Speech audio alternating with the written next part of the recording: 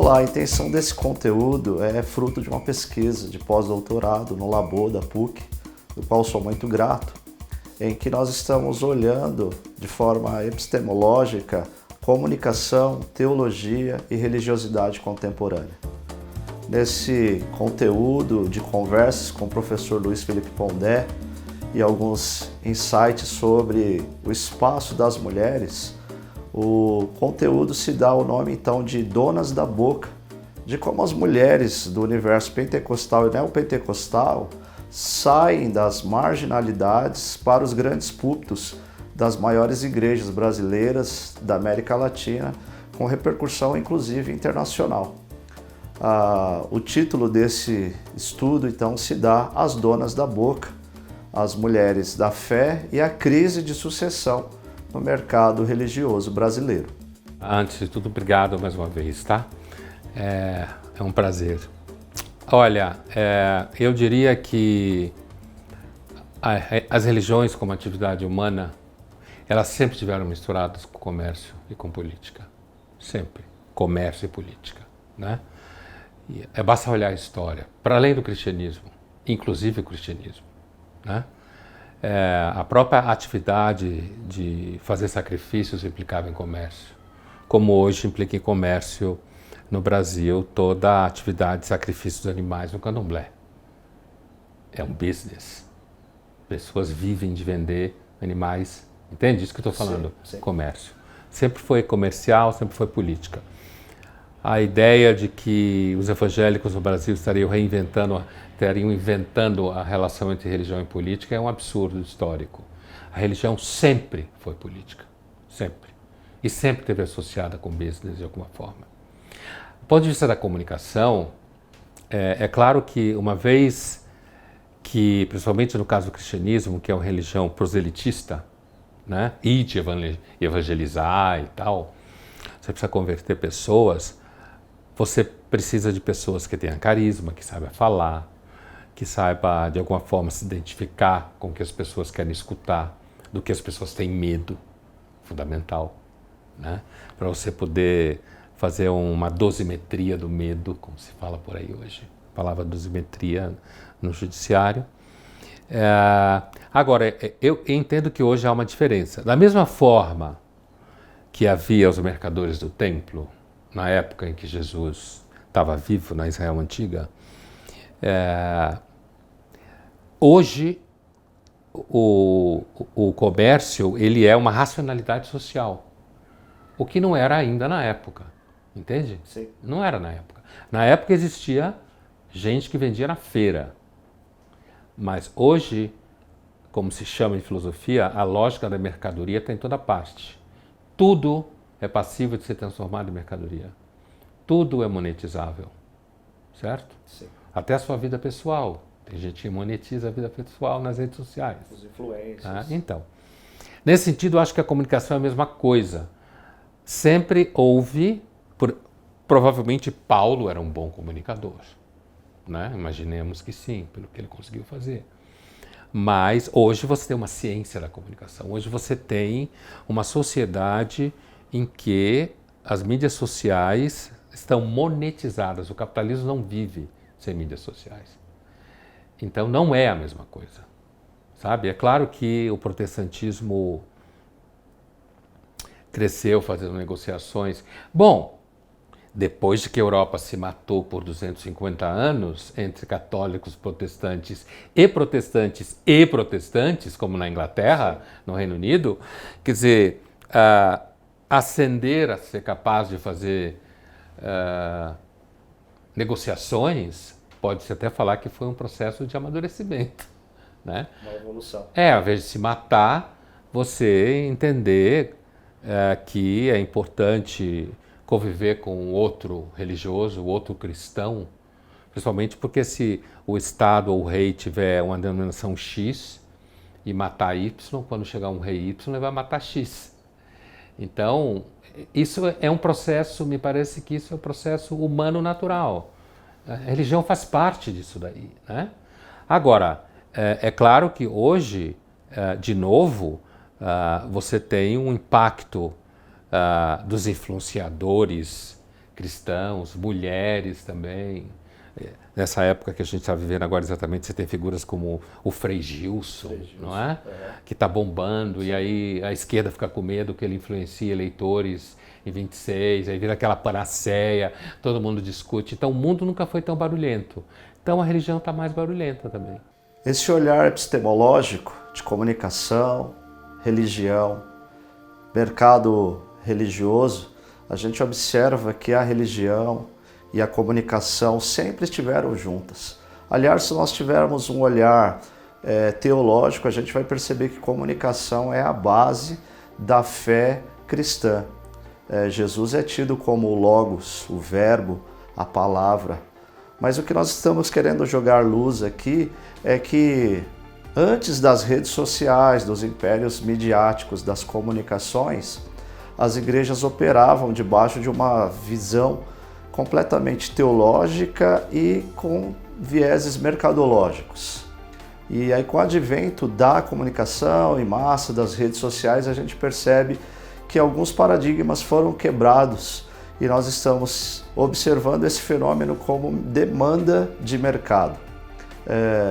Desde antes da rede social, a gente percebe a manifestação da religião usando as comunicações para expansão do seu negócio, sem querer ofender a fé, mas numa perspectiva apenas de um comunicador que olha para a teologia e para a comunicação.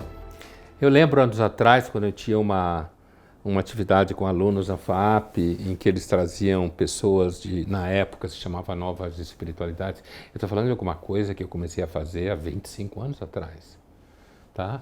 Nem existia redes sociais. Não existia. Depois veio as redes sociais e elas influenciaram. Mas naquele momento já era muito fácil de imaginar, apesar de que quando a gente projeta uma coisa para frente, a gente nunca tem controle exatamente sobre o que vai acontecer na frente, né? Algumas coisas podem acontecer, por exemplo, pode bater um cometa na Terra, certo? Uma nova Covid, né? Inclusive alguma coisa semelhante. Apesar que ninguém previu a Covid, né? Agora todo mundo prevê um vírus por ano, né? Um vírus por carnaval. O verdadeiro vírus ninguém previu. Então eu lembro que era razoável imaginar, naquelas discussões sobre novas espiritualidades, um momento em que iria se afirmar que Jesus era um ET. Como já se afirmou. Já se afirmou. Né? Então, o caráter hermenêutico, como se fala em filosofia, de tudo que é atividade humana, que é estruturado em linguagem, como o caso da religião, né? Como cultura que é, implica que você tem uma elasticidade nesse processo. Então, você pode reinterpretar as coisas das mais variadas formas, né? Como eu já ouvi teólogas feministas falarem que o feminismo é a questão do cristianismo, né? Já ouvi também que a questão do cristianismo são os negros, que a questão do cristianismo são os gays, certo? Sim. Então, e isso aí, eu dei exemplos de clichês, isso daí mostra que há uma intuição muito clara de que hoje em dia a religião tem que operar dentro da lógica de mercado. Porque se ela não operar dentro da lógica de mercado, ela simplesmente não vai existir.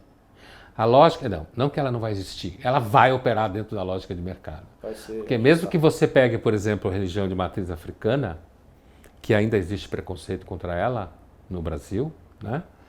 Ao mesmo tempo, não tem nada mais descolado para você dizer que frequenta do que um terreiro de candomblé, se você estiver num ambiente onde tenha artistas, pessoas de esquerda, gente que trabalha com produção, políticos, gente que trabalha com produção audiovisual, professores universitários, pega muito bem. Já se você falar que você é um presbiteriano, vai pegar muito mal.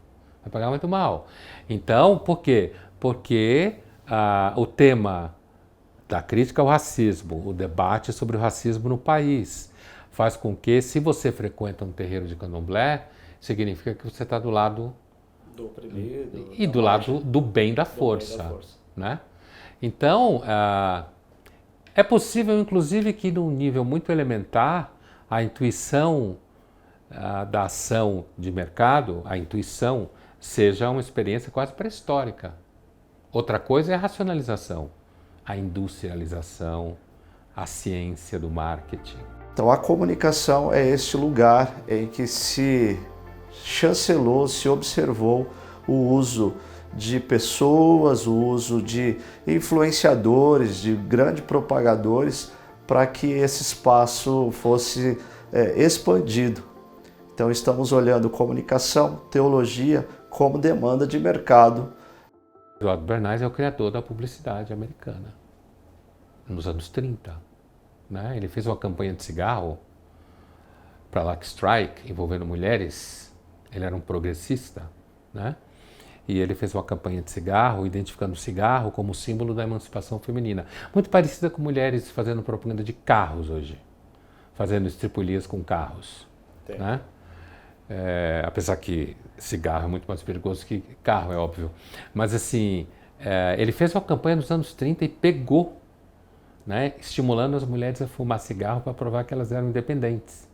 Para isso ele usou, inclusive, numa outra campanha, artistas plásticos, usou fazer campanha de azeite, de óleo, de coisas assim. A lógica dele era o seguinte: o destino da sociedade de mercado, se ele falasse assim, é vender significado. Porque se o capitalismo ficasse vendendo o que você precisa, ele já tinha quebrado. Entendi. Ele tem que... E religião negocia com significado. Ela é um sistema de significado. Então, a estrada está aberta para a religião no capitalismo. O caso específico que nós estamos olhando é a pastora Cassiane, que foi ordenada pastora em 2005. E claro que por sua legitimidade pastoral, sua presença no cenário brasileiro religioso, em que ela tinha navegabilidade entre igrejas reformadas, igrejas históricas e, obviamente, na igreja pentecostal. Nesse caso, nós estamos tentando entender e observando em 2005, em que o caso dela ser ordenada pastora também tem relação com a sua influência, com a sua capilaridade comunicacional. E agora, então, em 2025, nós estamos observando esse fenômeno de pastoras ganhando espaço, como Camila Barros. Tem casos paralelos, como o da Sônia Hernandes, antes desse fenômeno, mas nós estamos olhando pelo viés teológico também, que havia um paradigma entre as mulheres como pastoras. Elas tinham seu espaço litúrgico, religioso, de ministras de louvores, evangelistas, mas não como pastoras por uma questão teológica, e aí esse bug teológico vai se quebrando paradigmas com o correr do progresso e da modernidade, da religiosidade brasileira. Se a gente pensar, a emancipação feminina ela era fundamental para o capitalismo.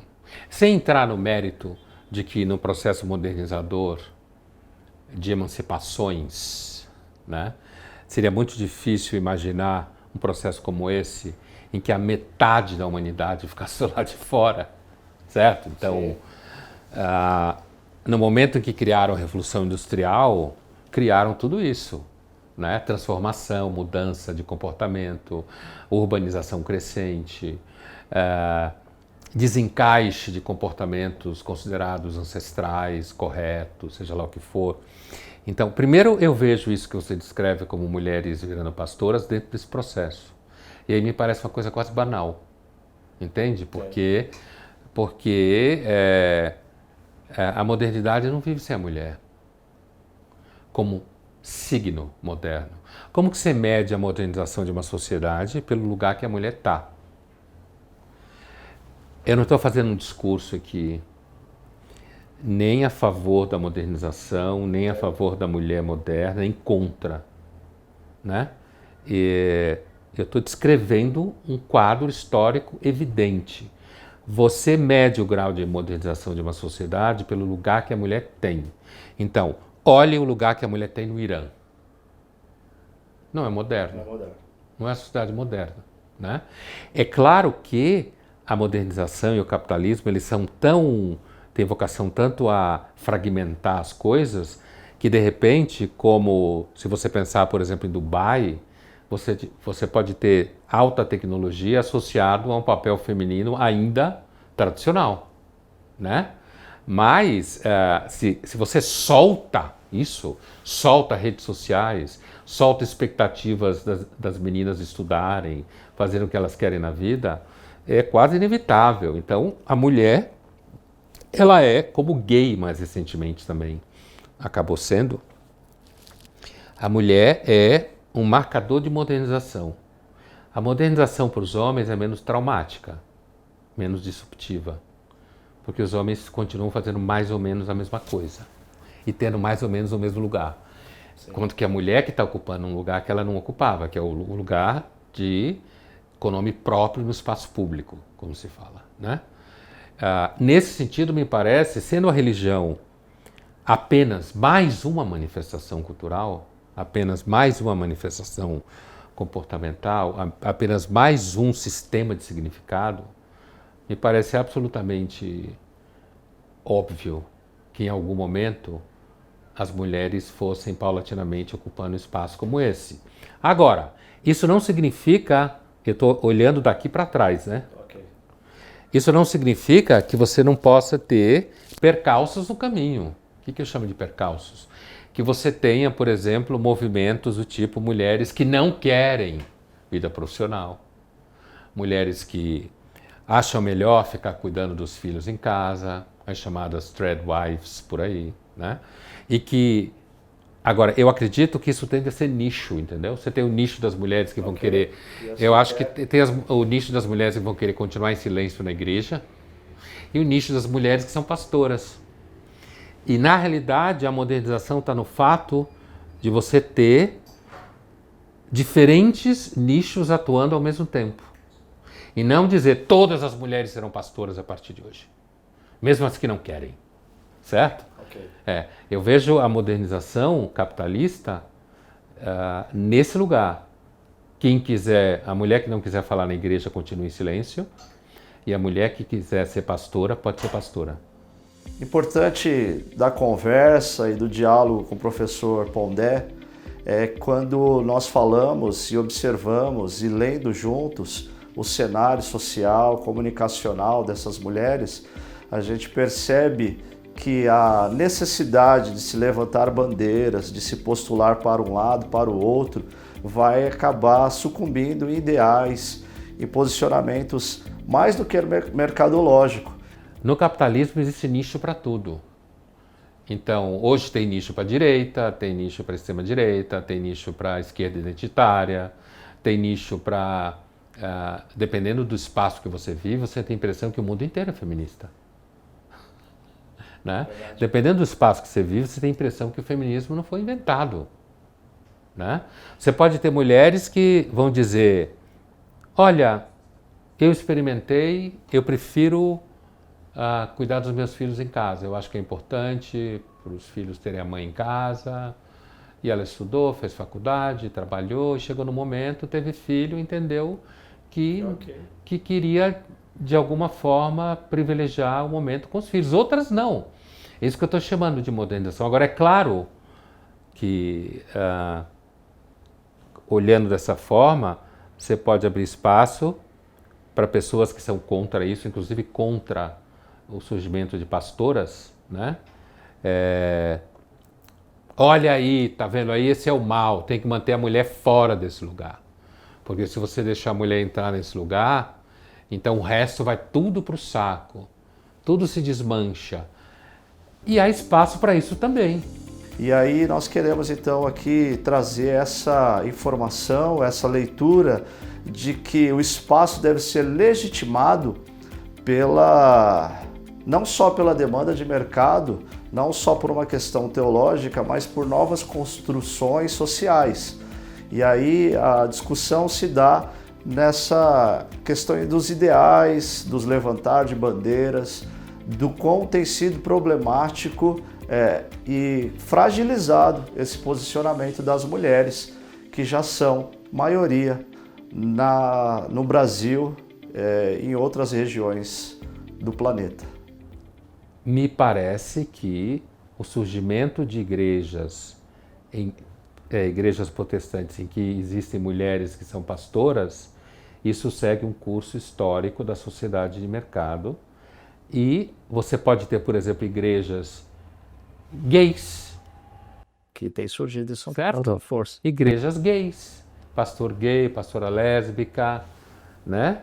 E pelo menos parte das ovelhas também. Que essa seria uma pergunta que estaria aqui no meu coração, será essa a próxima demanda de mercado? O que é o nicho de pastores gays? Isso. Das teorias críticas, desses nichos menores. É assim, quanto mais religiosos fizerem mestrado e doutorado, mais isso terá espaço. Porque as ciências humanas, elas estão praticamente todas aliadas a esse tipo de processo. Então, quanto mais mandarem, aí você pode dizer, então você está justificando que não deixem os fiéis irem para a universidade. Surgiu essa conversa esses dias, inclusive, de um pastor famoso que disse, olha, não mande os filhos para a universidade, eles não subsistirão à pressão da academia. Ei, jovens, presta atenção. O mundo está nesses dias celebrando a carne e você está se enchendo da presença de Deus. Tem coisa melhor do que essa, meu irmão? É mais ou menos como não deixe seus filhos ir para a cidade, porque a cidade é um lugar do demônio, né? Eu entendo alguém que queira dizer não mande seu filho para a universidade porque eles vão voltar acreditando em coisas que você não quer. Eu entendo isso, porque isso acontece. Não acontece necessariamente, mas pode acontecer, né? E assim, sendo alguém da universidade como eu, 30 anos na universidade, em vários espaços dentro de 2 faculdades, né? Uma universidade pode sim fazer com que um jovem que pensava A comece a pensar menos A. Eu não acho que dê para dizer com certeza que alguém que cresça dentro de uma igreja e viva bem ali dentro, necessariamente está pior do que alguém que acredita no que se fala numa aula de sociologia. Okay. Entendeu? Mas eu, de um ponto de vista bem cético, assim, né, de comparar comportamentos e teorias, eu acho que não dá para dizer isso, com certeza. Diante desse cenário caótico, de bugs teológicos, de avanço da modernidade, de expressões que a Bíblia já mostrava na perspectiva teológica, por exemplo, a profecia de Isaías capítulo 4, que fala que 7 mulheres disputariam e pediriam aos homens para lhe ter por marido. Nós vivemos a construção daquilo que já era apontado pela perspectiva teológica, de maior demanda das mulheres. A proposta desse conteúdo é não deslegitimar o espaço das mulheres, mas perceber que comunicação, religião, mercado sempre fizeram parte das condições humanas. Essa foi a busca na contribuição com o professor Pondé, que faz essa leitura social sobre a religião e a demanda de mercado e os comportamentos políticos. A intenção desse conteúdo ainda é mostrar que vivemos, às vezes, pela perspectiva da demanda de mercado. E se essa for a verdade, quais serão as próximas demandas de mercado? Não, hoje não existe mundo fora da comunicação. Se você quiser viver fora da comunicação, você precisa ser uma pessoa que, antes de tudo, tem uma condição material muito segura, né? O homem é um animal comunicacional e a mulher, na experiência de sala de aula, professor, 30 anos, normalmente as meninas se comunicam muito melhor. Os meninos, às vezes, até dá a impressão que nem aprenderam a falar ainda. Né? Principalmente se o assunto for um assunto que requer um certo vocabulário subjetivo. Né? É claro que isso não é uma regra universal, mas é razoavelmente estatístico isso aí, para quem lida com o estudante há algum tempo. Né? Então não tem espaço fora da comunicação. O que significa que isso pode ser um grande problema, porque o mundo está fora de controle. Ele sempre teve, mas a modernização achou que tinha controle. O famoso livro Modernidade e Ambivalência do Bauman mostra justamente isso. A ideia do Estado moderno jardineiro, que é cuidar da sociedade. E à medida que ele vai crescendo, ele vai criando problemas que nem existiam antes. né? Então, por isso que eu gosto dessa metáfora que você usou da comunicação como a besta. Nesse sentido, a gente lança a luz também sobre a comunicação como esse aspecto de campos simbólicos, de lugares em que se junta capitais simbólicos para transmitir valores internos e eternos e externos. Portanto, a perspectiva deste conteúdo é trazer a reflexão para a academia sobre qual tem sido o maior norteador da religião brasileira. É a demanda de mercado? É o comportamento político? É a teologia pura e simples? Há espaço para apenas bandeiras? É claro que isso não é teológico, né? Eu sei, mas assim, o conceito de besta ele é muito bom. O mundo comunicacional que a gente vive hoje, em que todo mundo se vende o tempo inteiro, em que você tem que vender até a sua vida pessoal para conseguir gerar engajamento, né? É claro que tem pessoas que fazem isso mais ou menos. Eu acho que os mais jovens, a tendência é que isso seja cada vez pior para os mais jovens, que fica difícil pensar numa vida social ou de trabalho que não seja mediado de alguma forma por esse mecanismo de mídias sociais e tudo que está associado a ele. Então, eu acho que, nesse sentido, a comunicação e as mídias sociais, elas podem ter um efeito disruptivo na sociedade, mas acho que já está tendo. Eu acho que seria honesto se professores, pais, psicólogos viessem a público e dissessem: nós não temos a mínima noção do que está acontecendo. Nós não temos a mínima noção do que a gente vai fazer. Porque é isso que eu entendo que acontece. Ninguém tem a mínima noção do que vai fazer com os adolescentes. A mínima. É tudo enrolação. Na sala de aula, são modas. As escolas religiosas ainda tem uma escola religiosa protestante perto da minha casa, bastante grande. É claro que as escolas religiosas ainda guardam um certo espaço que pode ser protetivo. Pode ser protetivo. Aí há que ver aí quando o jovem vai para a universidade, né? A casa da besta, de certa forma. Aí quando vai para a universidade, há que ver o que vai acontecer, né? Mas eu acho que nós já chegamos no momento em que o mundo gerado pela modernização está fora de controle, completamente fora de controle. Ninguém sabe para onde vai. Vemos até aqui, diante dessa conversa, do diálogo, de que os bugs e os paradigmas e todos os pontos que travam a teologia, às vezes é rompido por demanda mercadológica. E às vezes também o mercado é regido por valores religiosos. Estamos diante então de um cenário que, quando lançamos luz para o futuro, temos dificuldade de perceber o que estamos produzindo. Estamos construindo impérios midiáticos e abrindo mão daquilo que seria um valor do reino. O que é reino? O que é império midiático? Esses dois confrontos precisam ser discutidos, analisados, refletidos, para que a gente não reproduza as violências, os padrões comunicacionais, os padrões bestiais em que a gente manipula cenas, cenários, pessoas em nome daquilo que é inferior à proposta do reino. Do que nos condenarão as futuras gerações? Primeiro, eu acho que as futuras gerações, se as coisas continuarem do nível que vai, elas vão ser numericamente menores, né? Porque é uma das formas que as pessoas estão achando para evitar todo tipo de problema dessa ordem é não ter mais filho. A impressão que eu tenho é que, se a coisa continuar do jeito que vai, a gente vai ter um mundo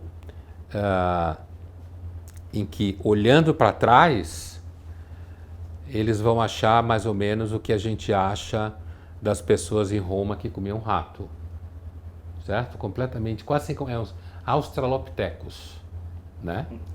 No sentido, se continuar do jeito que vai, né? Talvez uma outra possibilidade é que eles não vão ter opinião nenhuma, porque eles não vão saber nada. Eles vão ter tamanho vazio de repertório histórico que eles vão ter opinião sobre gerações nenhuma, porque eles vão ter conhecimento. Então, eu acho que uma possibilidade de como as próximas gerações vão olhar para nós não vão olhar para nós, porque não vão saber nada do que a gente fazia, de como a gente vivia. Acho que não dá para fazer uma afirmação fechada sobre isso. É o que eu falei. A teologia, eu acho que tem teologias e igrejas que você terá espaço para mulheres, e você pode ter outras igrejas que você tenha menos espaço para as mulheres, e isso pode se transformar numa batalha tão terrível, né? Eu digo grupos que pensam mais à esquerda, grupos que pensam mais... A polarização, grosso modo, que a gente pode reviver dentro do campo religioso, uma certa guerra religiosa que não necessariamente vá para o espaço bélico, mas um confronto significativo entre grupos que pensam assim, grupos que pensam assado. Comunicacional, né? Porque aí você vai Sim. eles e fala, esse pastor é um herege, aquela pastora é uma... E nisso você está pensando o tempo inteiro na pastoral. Não, pastoral. Eu responderia que é melhor você não falar em nome de Deus. Amém. Não ouse dizer o que ele parou ou não parou de fazer, né? Que provavelmente vai ser uma fria. Uma reflexão que eu quero deixar para nós é que as igrejas sempre foram lugares de transcendência.